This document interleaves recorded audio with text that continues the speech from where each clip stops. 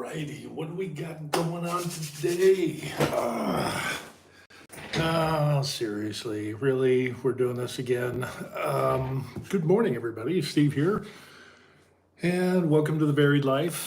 For those of you who don't know, this channel is kind of a mishmash of a lot of different things, and you'll see some drone footage. I used to do firearms training videos, gun reviews, gear reviews, things like that. But back in the day, when the YouTube didn't like gun channels, mine was selected, and eventually all of my gun videos had to go away. So there's that. And so had to rebrand. It got demonetized, the whole 9 yards, because I was shooting guns and doing the exact same thing as the very big gun channels. But yeah, so now this channel goes over our retirement and how we retired overseas.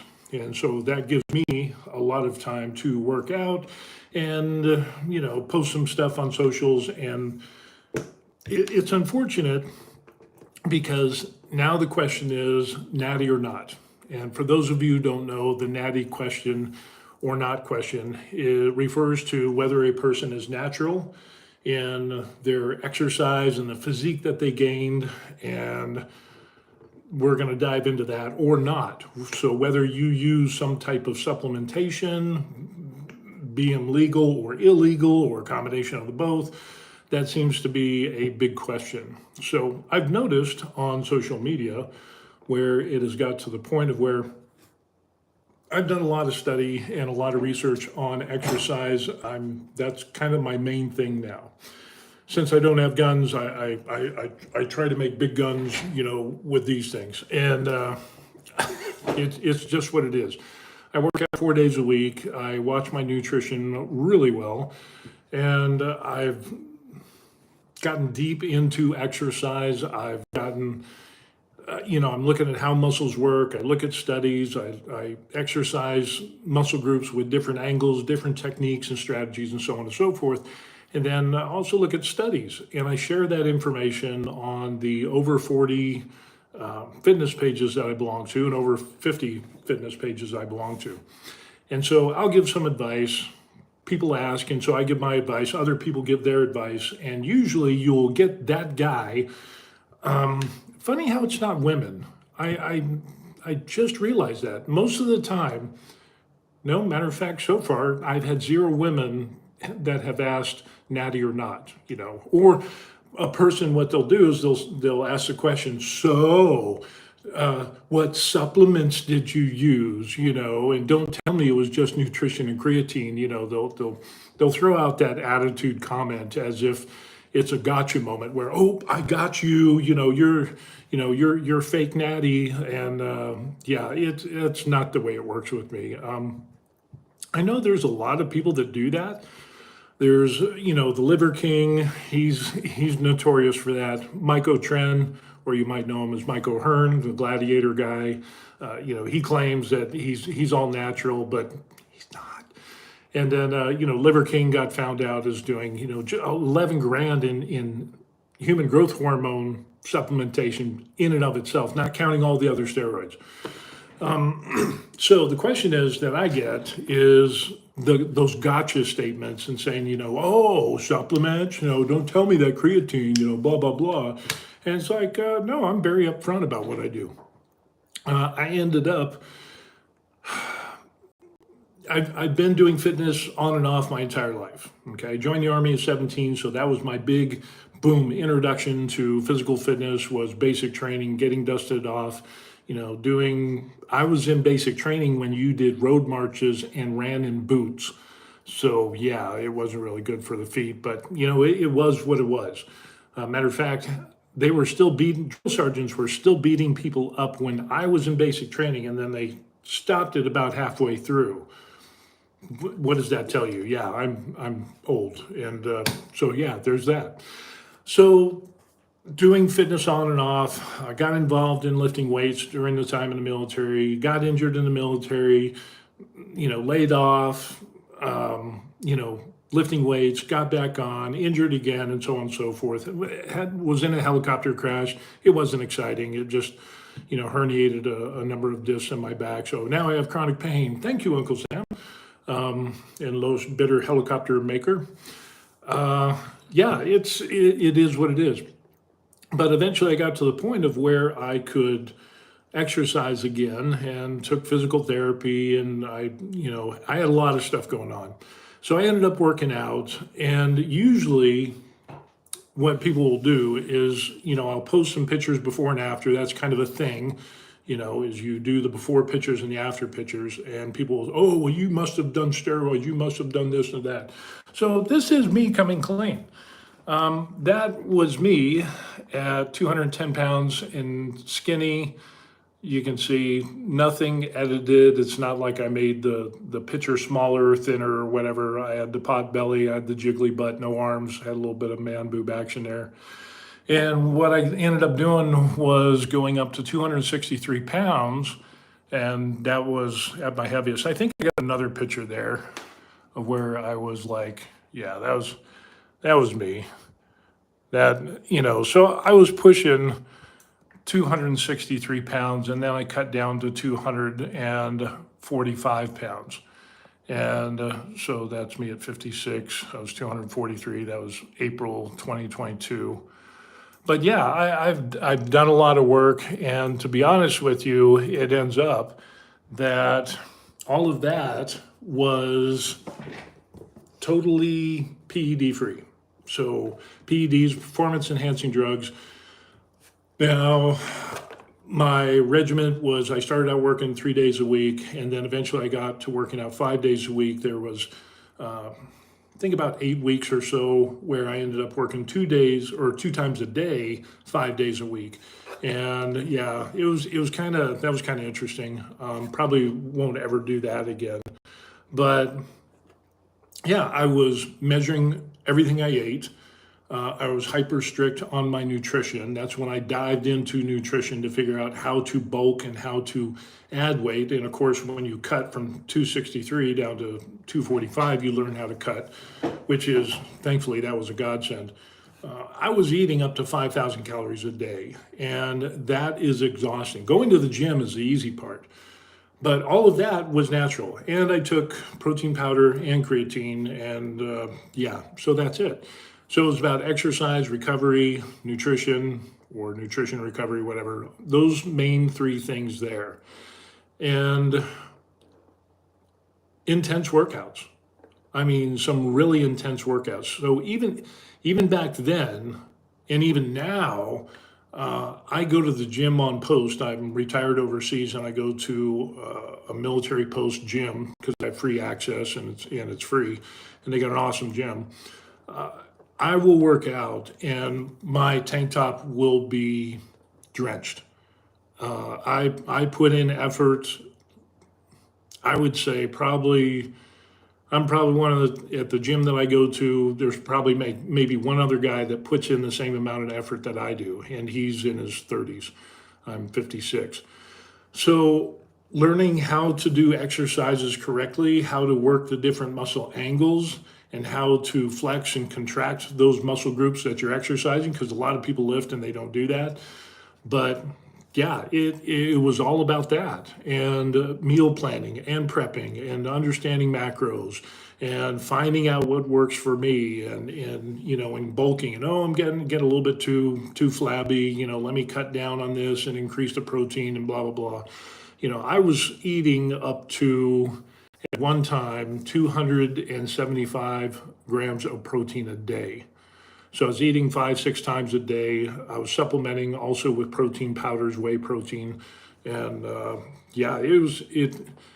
eating part was hard, but no PEDs. And you can get a lot done. Now, I must say that I do have some good genetics. I will concede that to no end. My biological father was 6'4", and he was a big guy. He's German ancestry from that part of the world, and his family, his last name was Mach, M-A-C-H. So yeah, I got some good genetics, and I can look at weights and I can get big. You know, my wife and daughter, they hate me and other people hate me because after a long time from the gym, I will go to the gym and after one workout, they can see, oh my gosh, you got big. And, you know, the pump goes down and stuff like that. But I get big quick. Whereas my stepbrother, who, with my stepbrother, he works out. He doesn't get big like me, but he gets massive strength.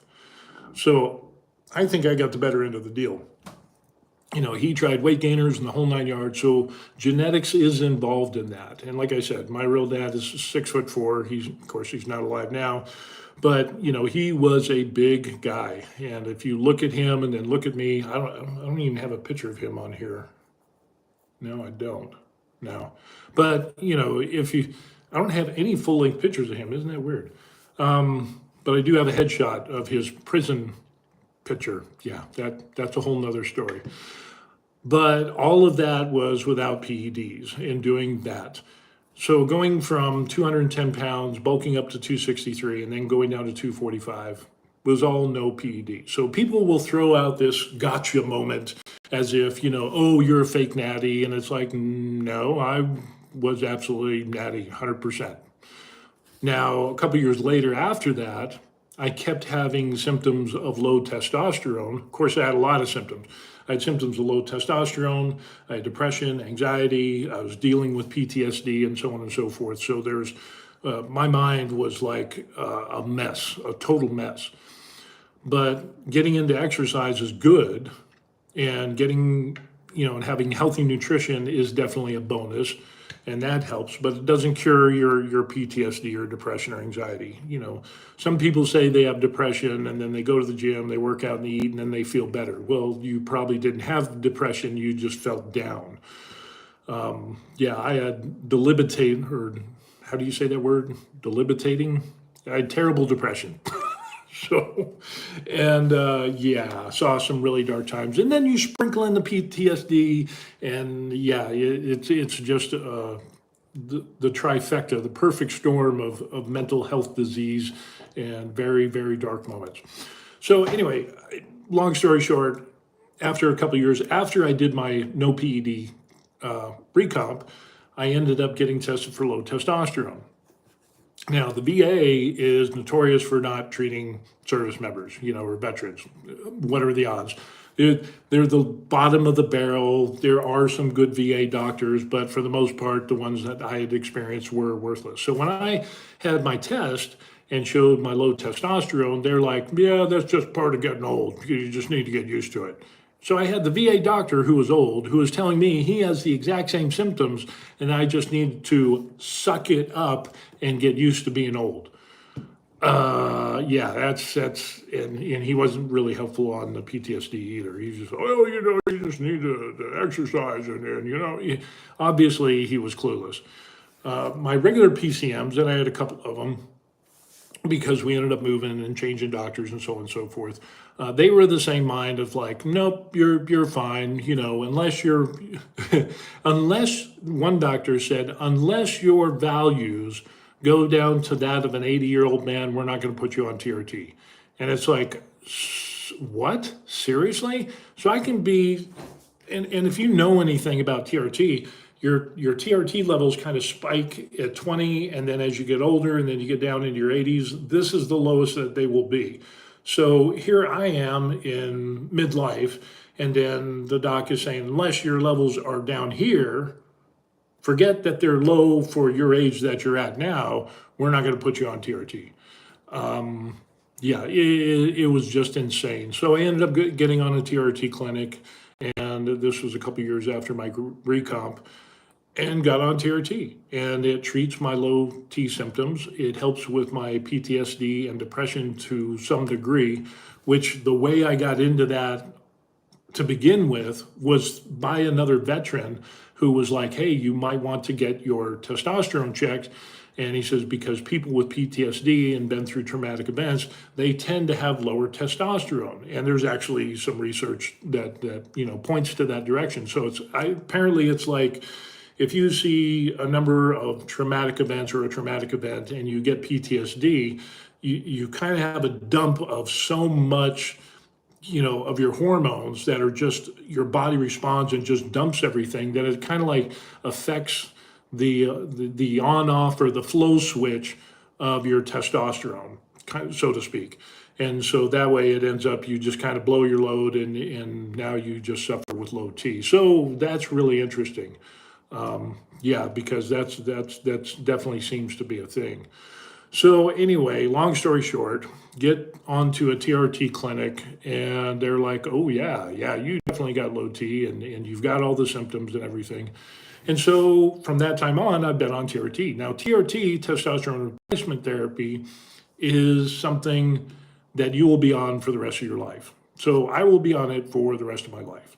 Now, there are people who are on TRT that go on and off, and they'll blast it. If you don't know what blasting is, I didn't know what it was. I had to actually look it up, where people will take testosterone and they'll blast, 400, 500, 600, milligrams or whatever it is per week, which is huge. That is a monster dose.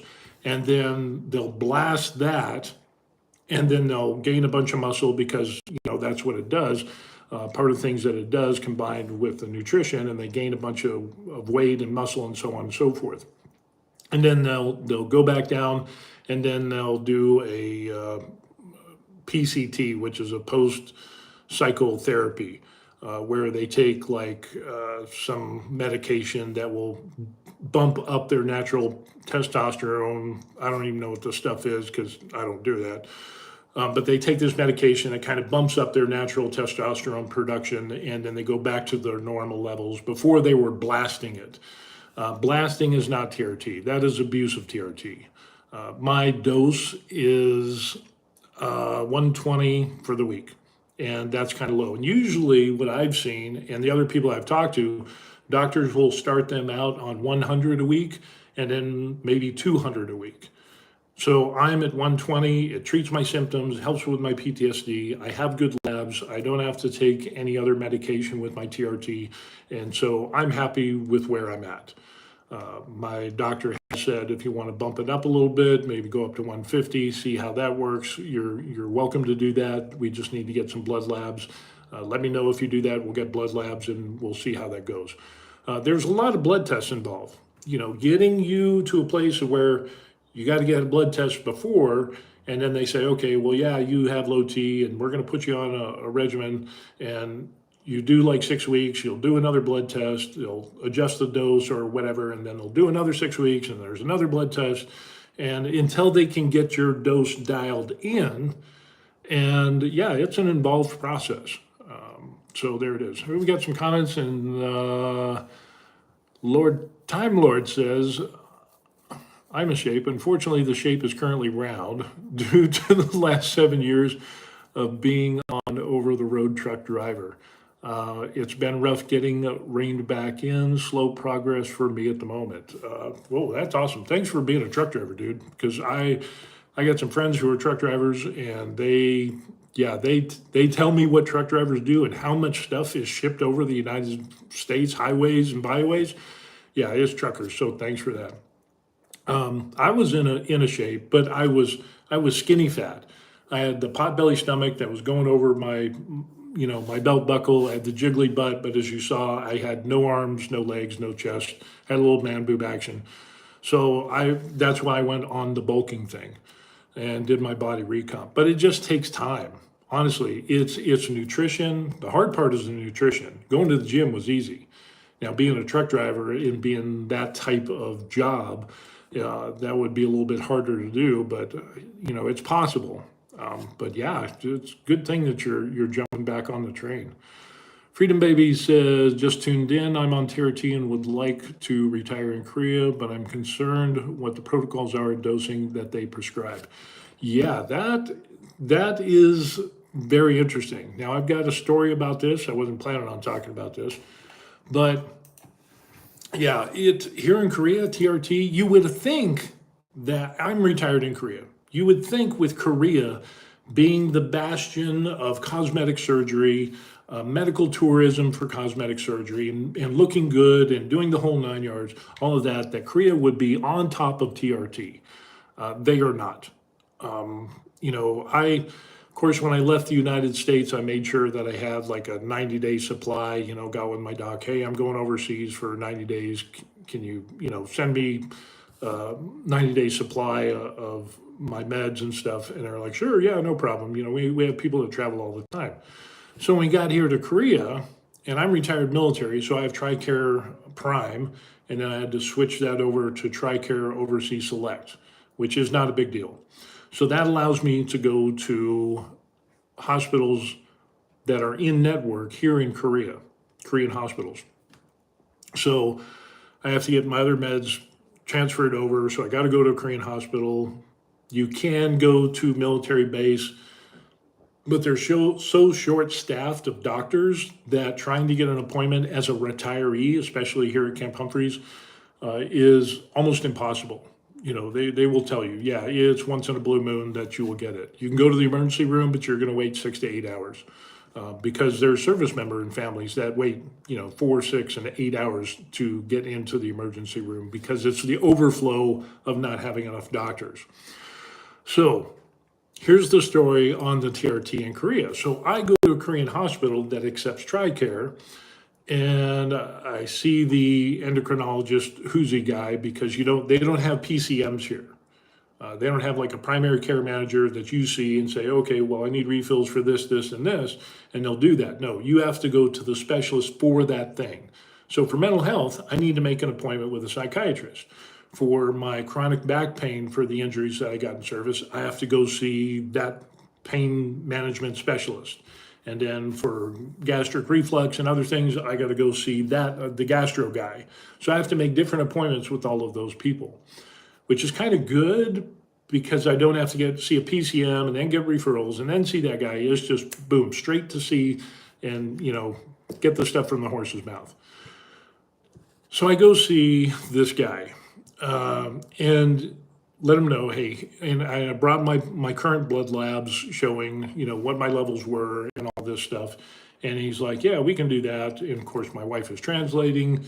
And it's like, yeah, we do a shot every, 10 weeks, 10 to 12 weeks, And I'm like, what? One shot?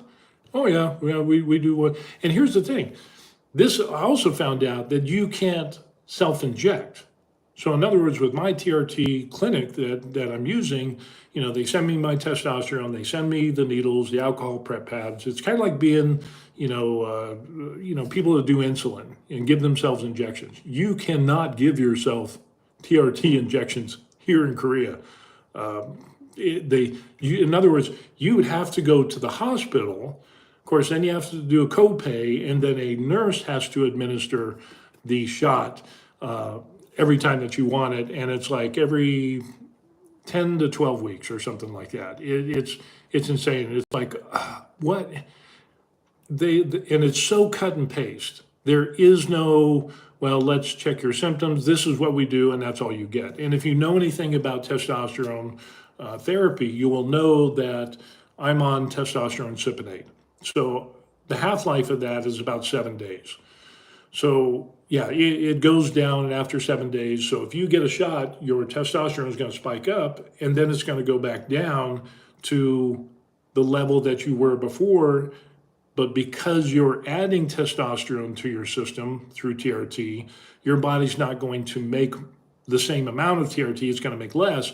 So when you go down, you're actually going to go down below that level, and you'll feel even worse. So you have this huge high, and then, a week later, you start crashing, and then you can only get a shot every 10 weeks, 10 to 12 weeks.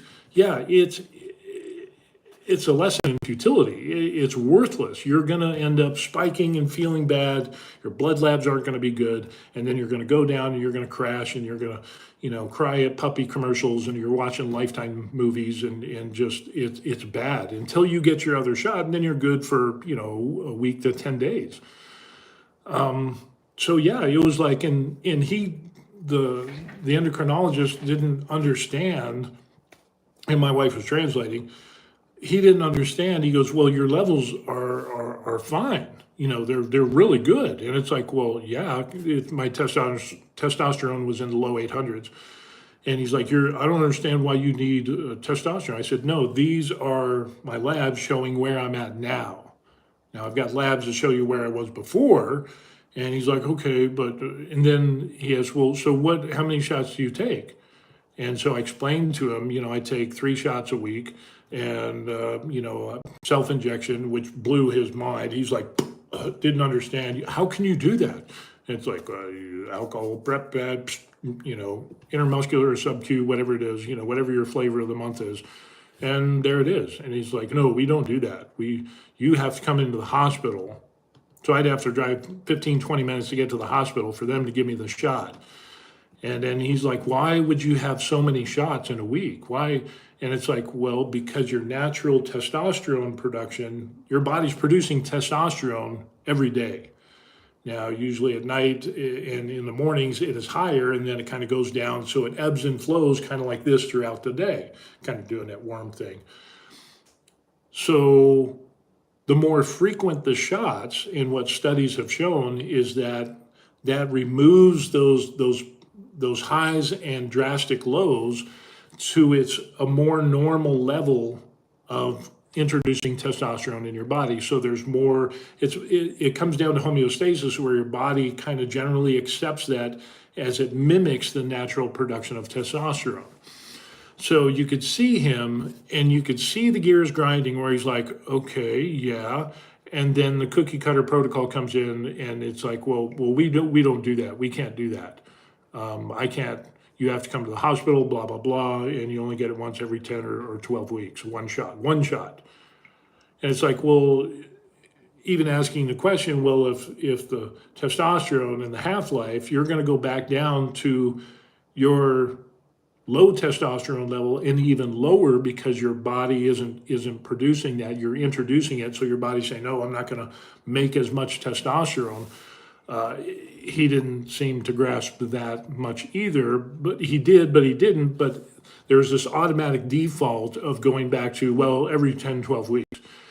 Now, here's the interesting thing. He says, well, unless you're a sports athlete, we can't do that. And it's like, well, I'm in shape. I'm not he said a professional athlete, professional sports athlete. And it's like, so apparently, if you're a professional sports athlete in Korea, you can get that from doctors and be prescribed. And as far as self-injection, I have no idea.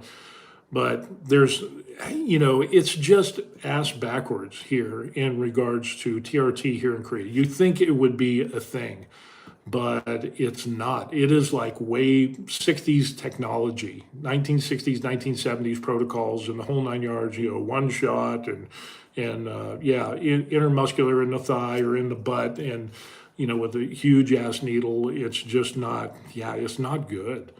So retiring in Korea, what do I do? Now I'm retired, military.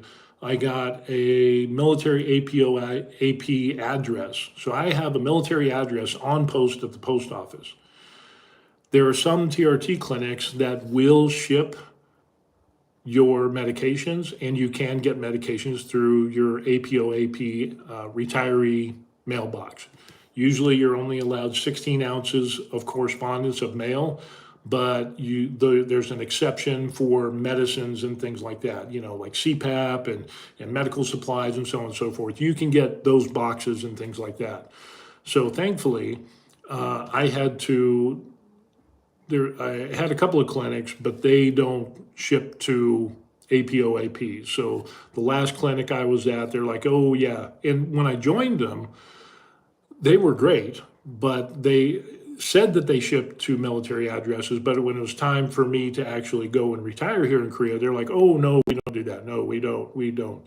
So I had this, I'm like, oh, crap, here we go. So now I'm in Korea trying to find a clinic in the United States that will ship to, APOAP addresses under the United States Postal Service, not FedEx or anything like that. And it took me a while, but I found one, and it was Superior Genetics. So I don't really get anything for recommending them, but they are the cheapest. I shouldn't say cheapest. I should say they are the least expensive TRT clinic that I've seen, and they guarantee low prices. If you already know what your that your dose is dialed in or whatever. I'm not sure how their dialing in process is because I already knew what mine was when I joined them and transferred over. Had to get a blood test, give it to them. Okay, before, after, current, whatever. And yeah, so I got on theirs, and they're able to ship to APOAP addresses. Takes about a week, maybe a week and a half, but they will ship it, United States Postal Service. So that's how I get my TRT. So yeah, Freedom, that's how it goes. And yeah, but definitely Korean hospitals, they are clueless. They are clueless. And I thought, well, kind of like the United States, my PCM and a regular doctor are still operating on the mindset that, oh, testosterone causes cancer, causes heart disease or whatever. And it's like, use this 25 gauge needle and inject once a week or once every 2 weeks or whatever, old protocols. So I thought maybe there's TRT clinics here in Korea. So I'm searching and looking and asking questions, and the wife is checking, and no, they don't have TRT clinics like we do in the United States. So if you're going to retire here in Korea, and yeah, it's and don't rely on the Korean hospitals because you will be miserable. Freedom says, wow, that is insane how they do TRT in Korea. It's great information. Thank you. You're welcome. I was very worried about this. Can a 100% disabled veteran get an APO mailbox on post? Yes. I'm pretty sure.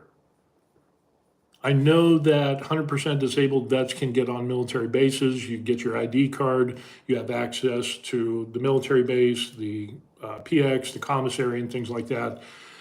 As far as, yes, you can. Yes, you can get an APO address because I just remembered there was a guy that I was helping out doing the same thing that we did. My wife was of Korean ancestry, and we came over here on the F4 and F1 visa, respectively. And he did that. He was a veteran. He wasn't retired, but he just got his 100% disability, and he was able to get his AP mailbox on post. So yes, you can do that, but you have to be 100%. Let's see. Yep, 100% disabled. So yeah, you can get that. But again, you're limited to 16 ounces of mail. So no Amazon boxes, no, shopping and having it delivered to your APOAP like the regular people, which I really don't understand. You would think as being retiree, because soldiers, their families, contractors, all the people that work on a military base can get Amazon packaging except the retirees. And it just doesn't make sense to me. I'm not sure why, retirees can get medical supplies and stuff shipped to them. There's that exception, but like Amazon and stuff like that, no, you can't do that. So yeah, you're left with shopping on Naver and Coupang and all of that stuff, which is pretty good. But there's definitely things that I miss Amazon for. So, but the whole thing about, now that we went down that rabbit trail, let's get back onto the freeway and talk about Natty or not. I'm very upfront about what I've done. And when I did my recomp of going from 210 to 263 and then dropping to 245 was with no PEDs. After that, got onto TRT. Recently, I had tried some peptide action, CJC 1295 with ipamorelin, and did that for 8 weeks, and it was 10 weeks. I think it was 10 weeks, and saw some good improvement on that. And yeah, so while I'm on TRT, I'm taking advantage of it, not only to treat my low T symptoms, helps with my depression, but it definitely helps in the gym as long as your nutrition is good. Now, there have been some studies that show that people that get onto TRT and don't go to the gym, they do see some improvements in their physique. But again, it depends on if it's a normal TRT dose or if it's something higher, optimized TRT, which a lot of clinics are doing today. But studies show that it does help and improve your physical well-being and fitness and muscles, helps you lose body fat to some degree. Again, if you want to really lose body fat and get in shape, you got to go to the gym. You got to, exercise, have good nutrition, have good recovery, be in that calorie deficit. So yeah, there's that.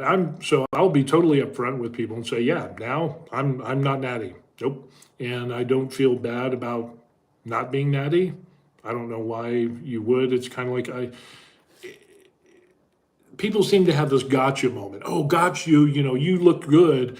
And so, you must be doing steroids or you must be, and you're not natty. And it's like, I never claimed to be natty after I got onto TRT. There's no reason to lie about it. It just doesn't make sense. And then I'll show them the pictures of my recomp. And that took just over 3 years. 3 years of following nutrition plan, of measuring out food, counting my macros, adjusting the macros to finding out what works for me so that I don't get overly fat as I bulked up, and then talking about, rest periods and recovery and, working different exercises to work in different angles of the muscle groups that I was looking at. And so, it's a lot of work, and eating is a lot of work. But yeah, I was natty for the longest time. And then a couple of years after my recomp, it was like I still got low T symptoms. I still had problems with PTSD. I'll always have problems with that. But, address the TRT or the low T symptoms with TRT and get treated, and I don't see what the deal is. People have medical problems where they need medication. You have a problem, you take medication, the problem's fixed. So, would people say, oh, you're a fake natty? And it's, nope, I'm not a fake natty. I was natty before, I'm not now, and I don't see what the big deal is because I'm treating something that I'm experiencing. It's kind of like saying, if you have migraine headaches, which I've got those as well, and I take medication for that, I'm not natty. Would you have that same mentality? Now, there are the people like Liver King. There are people like Mike O'Hearn. There are people that are out there like Cali Muscle. He's the recent idiot. He was abusing steroids to no end. And it ends up, he lied about it. I just eat and you got to eat big to get big and all this stuff. And of course, he's like, you have the Liver King who's found out to be doing over 11 grand worth of human growth hormone and other steroids. So it was probably about, $12, $13, $14, $15,000 a month he was spending. And then you have Kali Muscle that was stacked and jacked, and he's kind of like the same as Liver King. You had Ebony and Ivory, and then of course the Ebony guy or the Ivory guy was found out that he was lying, and it came out that he was abusing steroids. And sure enough, Cali Muscle ended up admitting to abusing steroids a lot. And then so now he's on a health food kick, and now he says that the reason he had his heart attacks, which before he said was because of the steroids, the multiple steroids that he abused, I used them all, but now he says it's because of the poisonous food that he ate.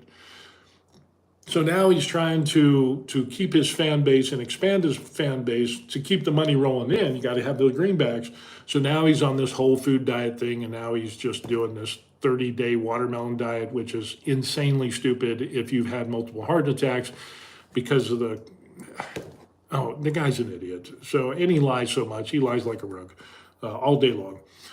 But yeah, it's just kind of crazy. I don't understand why you would need to lie, or why lie. So as soon as Liver King came out, I was like, nope, he's on the juice, he's on the gear, he's abusing the steroids 100%. Everybody knew it, but he's trying to claim that no, you got to eat bull balls and liver and raw liver, and that's how you can get into the shape. And when I saw him, I knew he wasn't natty at all. That he was abusing steroids big time. He's got the HGH bubble gut action going there. The size that he attained was just insane. But the fake voice that he used, and the 9 ancestral tenets, it was just, yeah, it was too much. And then when he said, I heard one podcast where, he just all the time he said he never does steroids.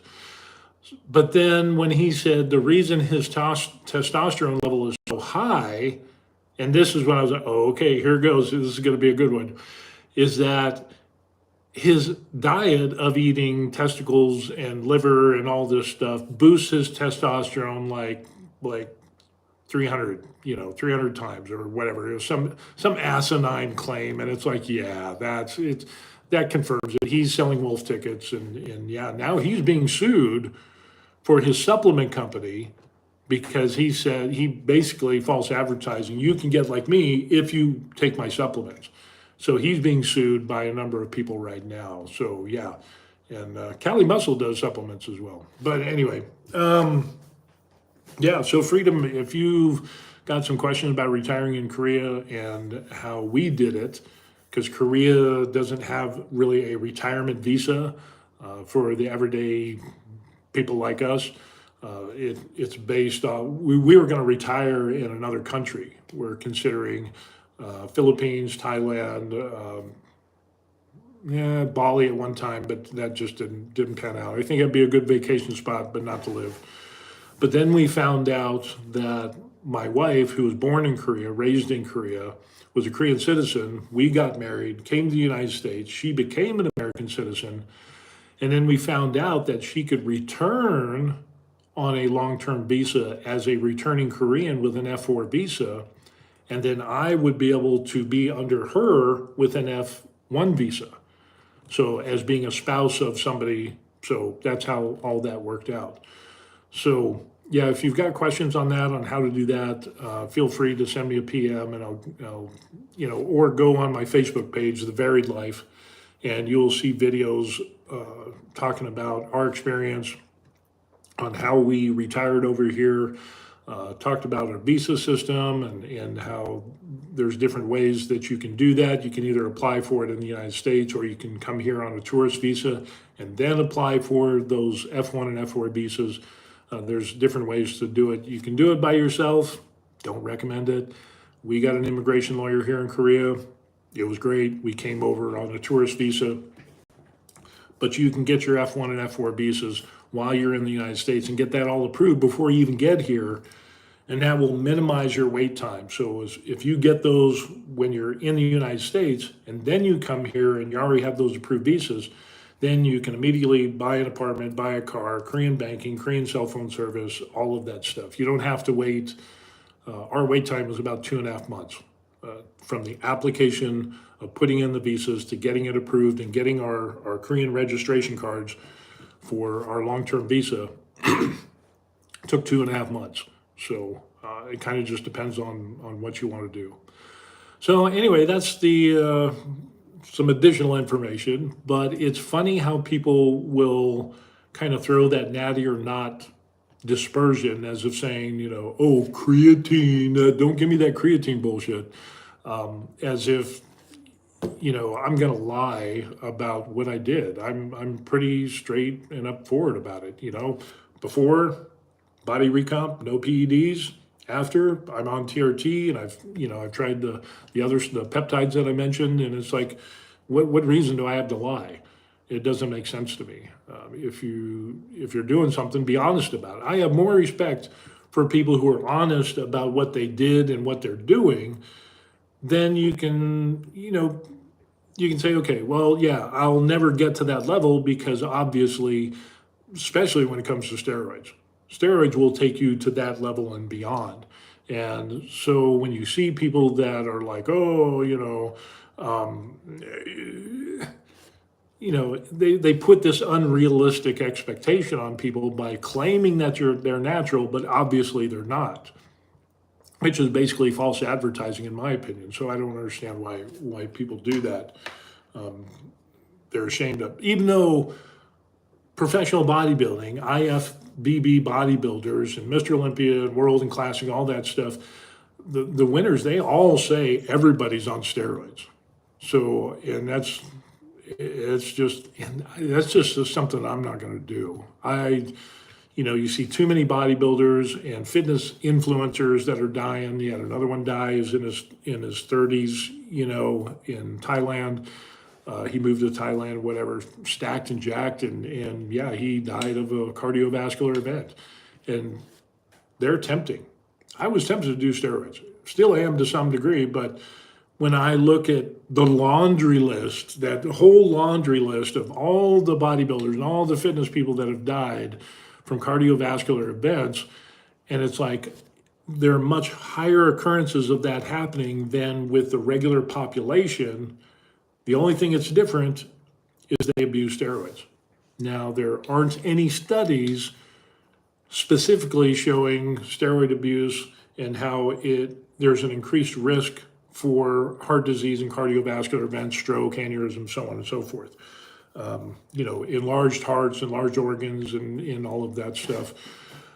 But I did run across a study that was done on people who have diseases or medical issues where they take steroids as medical treatments, as medications. And the long-term effects of using steroid medications for their treating of illnesses or diseases it has been proven that it results in higher risk for cardiovascular events. So a reasonable person like myself can look at that and say, well, these people are taking low normal dose over a long period of time of steroids for whatever certain diseases, they're just steroids, and they have higher risks for heart attack, stroke, aneurysms, and so on and so forth. So it's reasonable to conclude that if you abuse steroids and the risk reward is not worth it to me in any way, shape, or form. And then besides that, if I was doing steroids, my wife would kill me. If there was anything left, my daughter would kill me, and she's a doctor. So, they would both kill me, and yeah, it would not be good. And then the other reason that I won't do steroids is they're just too damn expensive, and I'm too cheap. My TRT that I do with Superior Genetics comes out to like $200. It's about $100 a month, depending on your dose and all that stuff. And since I have a low dose, my prescription lasts a bit longer, so it actually works out to be less than $100 a month. So yeah, it all depends on your dose, but yeah, that's the max amount that I can spend. So, and then there's the food that I consume. I eat a lot of food, to maintain my 250 pound weight limit of where I'm at right now. And it's still following a good diet, still getting some good size. And it is what it is. So, but the one thing that remains is that it doesn't matter if you're natty or not. You need to exercise. You need to have good nutrition. You need to have good recovery. And a lot of people that I see, and I'm at a military base. I live off of a military base on the local economy, but I go to a military-based gym. And I think the biggest thing that I see is people don't know how to do the exercises correctly. They don't know how to contract their muscles for working that muscle group, like their chest or shoulders. They don't know how to flex their back and how to contract when doing back exercises. They just kind of go through the motions and push the weight, and then that's it. They don't understand working different angles, and obviously there's the problem of nutrition. If you don't eat, you won't gain muscle if you don't eat a lot, and that's just a proven fact. You need to have, what I've found that works for me is anywhere from 1 gram per pound of body weight of protein a day, all the way up to 1.5. And there's actually studies that have been done when I researched this, is that you can get some good gains if your protein is 0.86 grams per pound of body fat, all the way up to 1.5. So within that range, you're able to build muscle. It kind of depends on metabolism and some individual variables. But yeah, that's kind of the range there. But yeah, it's a lot of protein. And the majority of people don't eat enough protein to begin with. So nutrition is huge. Nutrition is probably the hardest thing. Going to the gym for me is easy. That I've got that down pat. Now, being retired, it's even easier, work out, but it's the nutrition part that seems to be the kicker that most people have. Now, here's the question. When I lived in Oahu and I ran into people at the gym that I was going to, the 24-hour fitness, and it ends up you had people that would walk up to me and say, "Hey, seen you going here, and you got good shoulders, and you got good size. What do you want?" And it's like, so I tell them, and it's like, "Well, I'm just on low dose TRT," and tell them my dose, which is 120, and they're scratching their head, and they're like, I don't get it. Well, I'm doing trenbolone, and I'm on this and this, and I'm looking at these guys, and they're all younger than me. I'm 56. I think it was like 55 back when we were in Hawaii, 54 and 55. And looking at these guys, these younger guys, and it's like, you don't even really look like you're going to the gym, to be honest.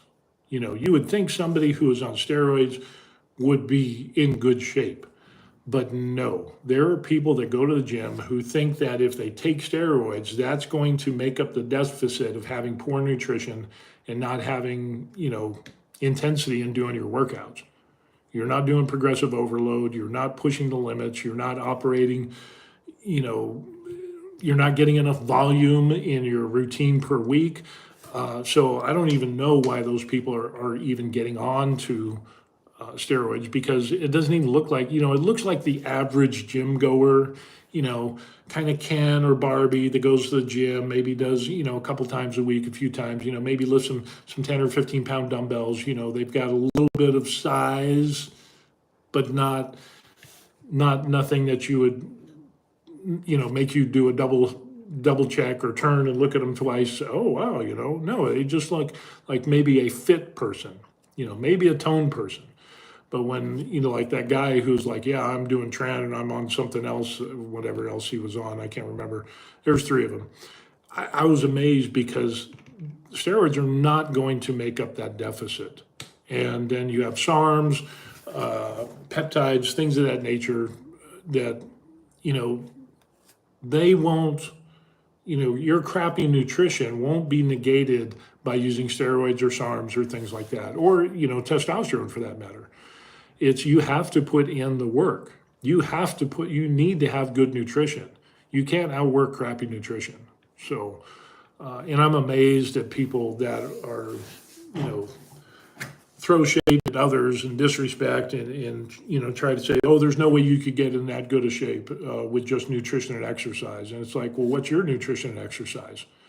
And, I've run into one person personally, face to face, that was like, yeah, there's no way. And it's like, well, what is your current nutrition? What is it like? Well, I eat clean. Well, what do you mean you eat clean? Well, I eat clean foods and blah, blah, blah. And it's like, okay, but he's complaining about not getting any muscular gains. Okay, so how many grams of protein are you eating a day? Well, I'm eating clean. That's not what I asked. So in other words, this person didn't even do a caloric or macro calculator to figure out how much he should eat to gain muscle. And he's complaining, and he's not putting the intensity, because when I've seen him work out, it's like, yeah, he's not pushing it. He's not breaking a sweat at all. It's just like, he's checking the block and saying, yeah, I did the chest machine. I did this. I did some dumbbells and whatever. But there's no intensity in his workouts, and he's complaining and saying that the only reason I'm in good shape is because I do TRT. And it's like, but then he's complaining, he says, because I can't, basically if I can't look like you, then it means you're doing banned substances. And it's like, well, I used to be in the same manner. I used to be plateaued, and it's like, well, then I had to learn that you had to eat more protein. I had to learn that you really had to push it in the gym. I learned that, you need to be the hardest working guy in the room if you want muscular gains, and you need to have good recovery. And it's like a three-legged stool. And if you don't have good nutrition and you don't do the exercises right, that's what you're left with right there. Nothing, zero. It's just going to say, screw you. You're not going to get big. And then these people complain that they're not getting muscular gains. It's like, well, you just broke off the legs of your three-legged stool, and now you're saying that anybody who has gains, it's because it's impossible to do. I can't do it. And so thus it must be the banned substances as the reason. It's like, but if you don't have your nutrition under control and you're shoving, ho-hos and ding-dongs and Cheetos down your face all day with, a 2-liter bottle of Mountain Dew, guess what? Yeah, you're not going to lose that weight. You're not going to gain muscle if you don't have enough protein to supply your body with what it needs to build more muscle. Yeah, it's absolutely crazy. Let's see.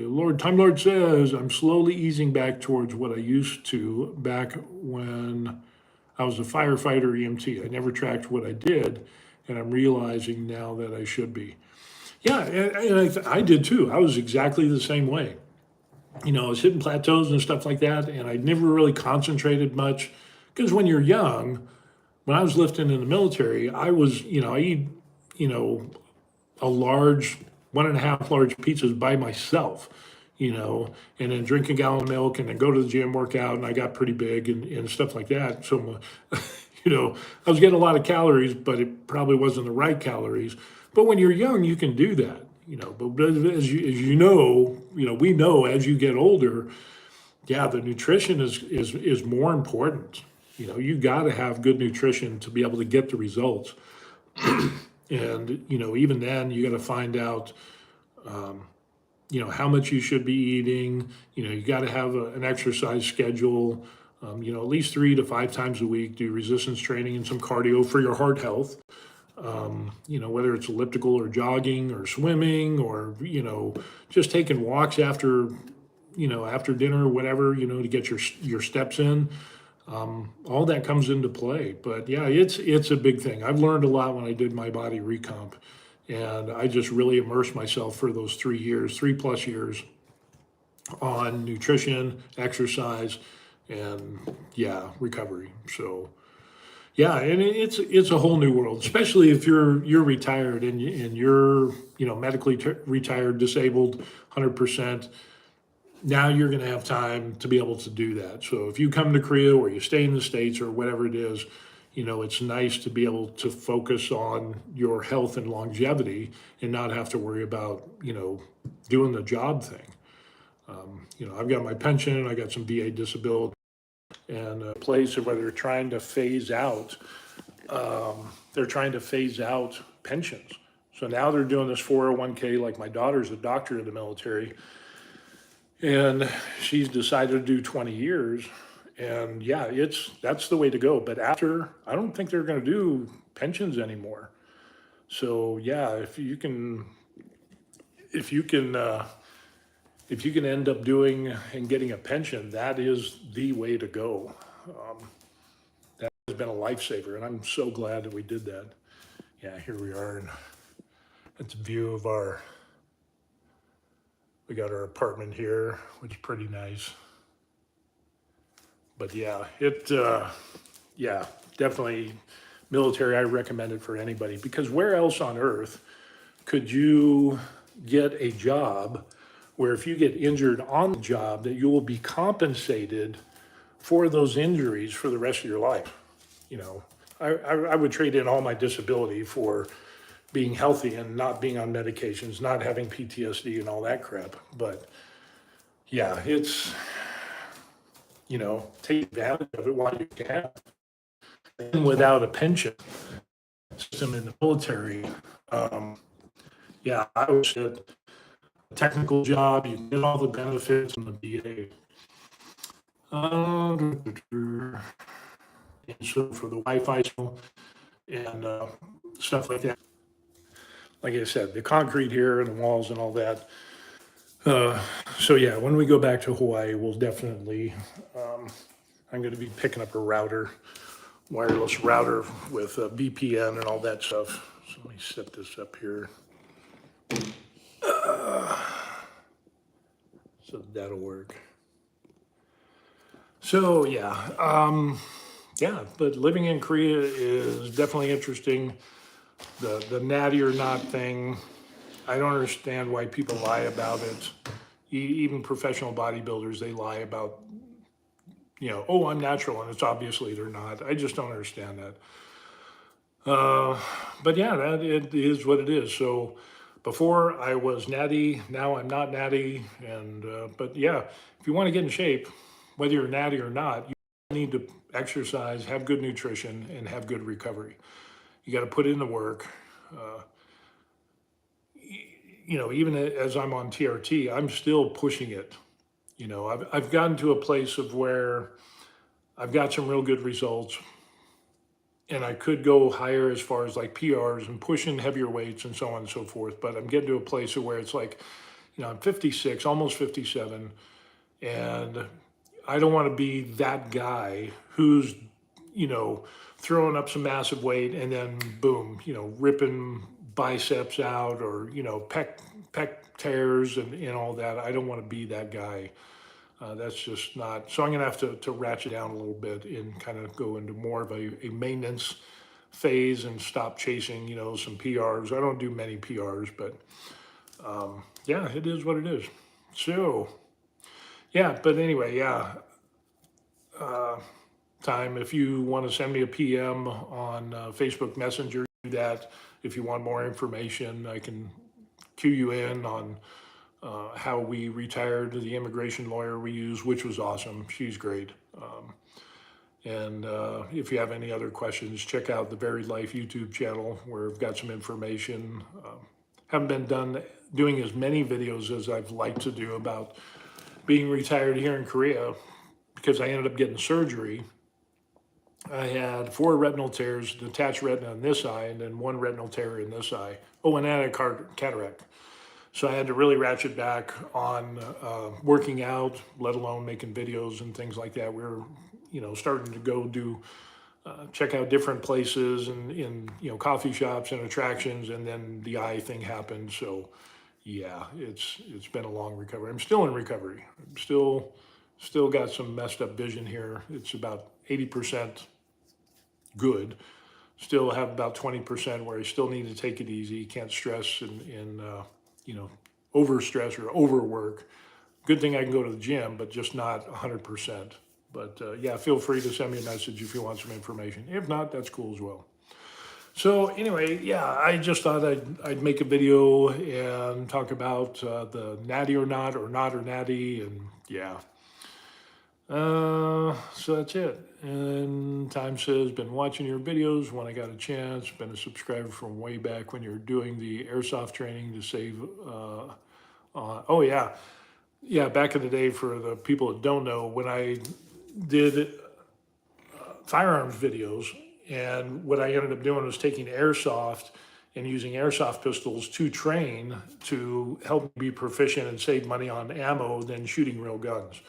And then, which some people are like, oh, those are just toys. That won't help you with anything. But yeah, I started using airsoft pistols and doing that. And then I got into laser training pistols with the laser program, laser activated shot reporter program, which was awesome. Unfortunately, here in Korea, firearm ownership is basically zero. It is so strict here. And I was a huge firearms guy. Had a lot of guns, had a lot of ammo. It's funny because you see the news things where it would have people, oh, they caught this guy and he had, an arsenal of weapons, and it was like 4 weapons, and he had like, a couple thousand rounds of ammunition. And that's just what I would carry in my car. I was the prepper. I was prepared for the apocalypse many times over. So yeah, it was pretty crazy on my prepper activities. So here in Korea, for gun ownership, I know we're kind of getting off the topic of Natty or not, but the gun ownership in Korea, you can do that, but you have to be licensed. There's permit, and then you can't just have your gun at home. You can only use your gun in sporting or hunting activities, and then your gun is stored at a local police department. Yeah, so, and I don't even know of any gun ranges here locally. I know there's some in Seoul, there's some down south or whatever, kind of the bigger cities, but it's basically they run a chain through the handguard of the pistol so that you can't like take the gun out, you can't draw and shoot, and you can't do multiple shots at a time. I mean, it is so restrictive. It's like, yeah, it's not even worth going. So, but the good thing is the crime rate is low here in Korea. So, yeah, I still believe in the Second Amendment for the United States. I'm still an American citizen, but yeah, there's not as much crime here, and yeah, but I still miss shooting. Still miss shooting. I do. That I do. So anyway, yeah, that's what we got going on, and especially nowadays with the weather being so hot, it is the summer, and summers in Korea are incredibly hot.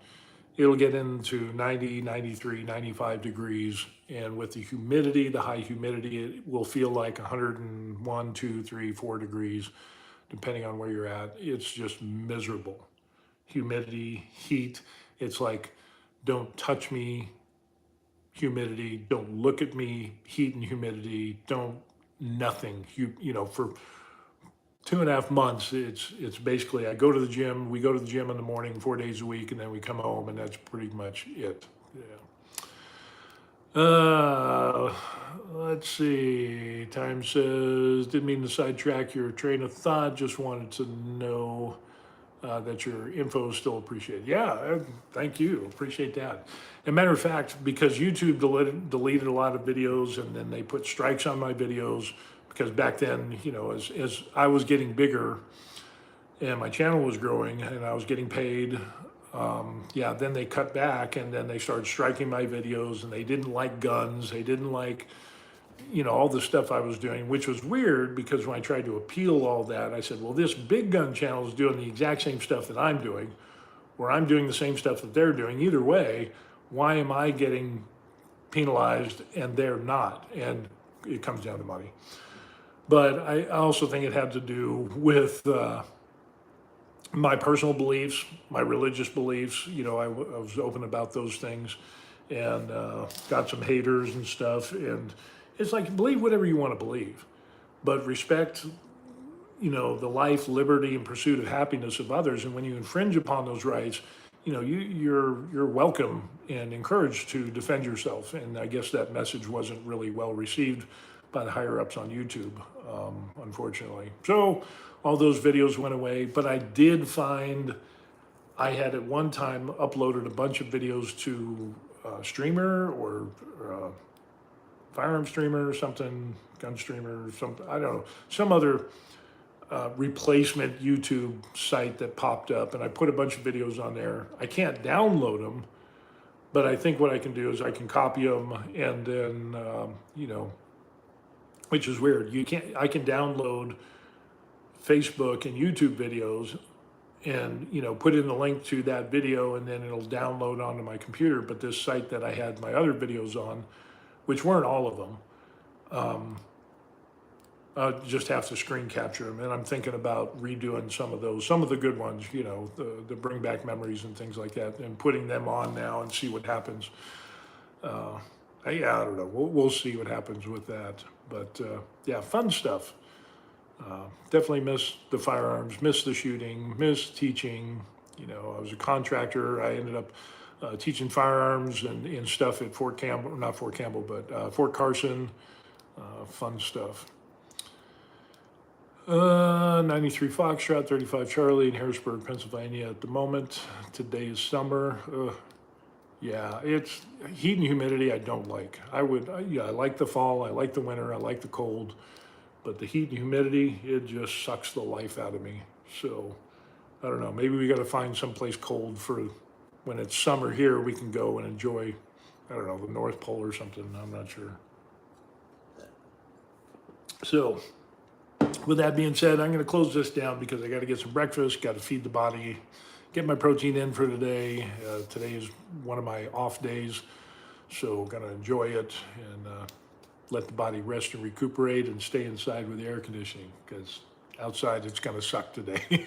So, all right. So thanks for watching. Check out The Varied Life on YouTube. Appreciate that. And again, if you got any questions, send me a PM about retiring here in Korea. And yeah, we'll see you on the next video. Peace.